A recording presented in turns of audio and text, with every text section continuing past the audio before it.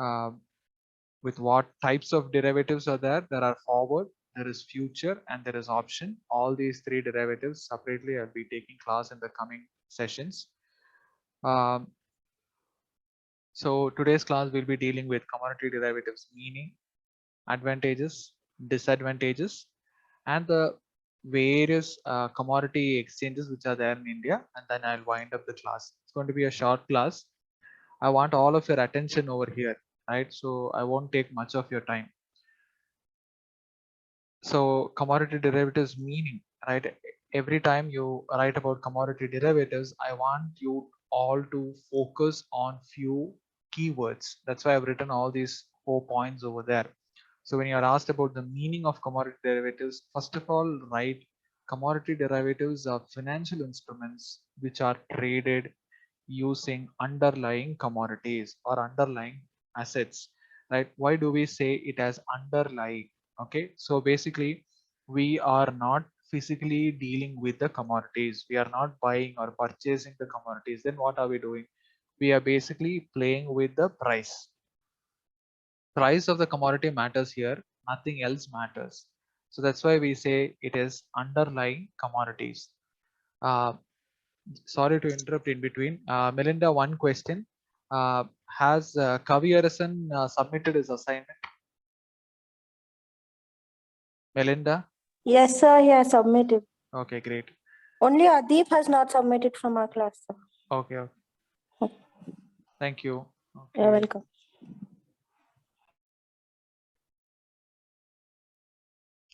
So one thing to be written is trading happens over here, not exactly or directly with the commodities. You are not purchasing or selling the commodities in reality. You are just dealing with the prices of the commodities, or you are playing with the prices of the commodities. Now I told you there are some misconception number one: why at all do we need to play with the prices? We are basically measuring the supply and demand. We are seeing whether there are more number of sellers. In that case, the demand is lesser, the price will be lesser. If there are more number of buyers for a particular commodity derivative, then that means there is some higher price and higher demand. So this is one misconception which has to be removed. The second misconception is, are we gambling? No, we are not gambling. Basically, we are taking a position, whether to buy or sell. We are taking a position by calculating the risk. We are not taking 100% risk. In gambling, in betting, there is 100% risk. Either you lose or either you win. But here in commodity derivatives, you have got an option. You can partially win, you can partially lose, but not fully. Okay, so it's not gambling basically. The next one is, why is commodity derivatives used? You can write this. So you can write it as, it is used to hedge, means it is used to avoid the risk.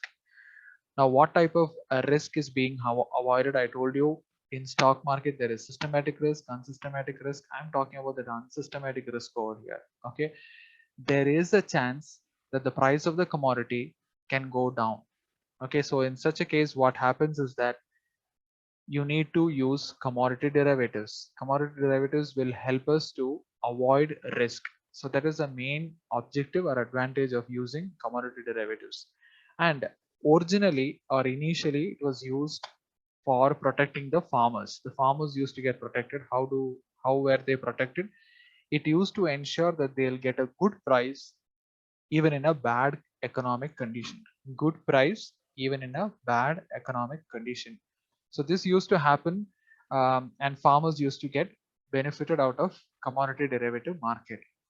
Afterwards, one more participant came into this commodity derivative market called as investors. Now investors could earn profit from commodity market without even purchasing or selling any commodity.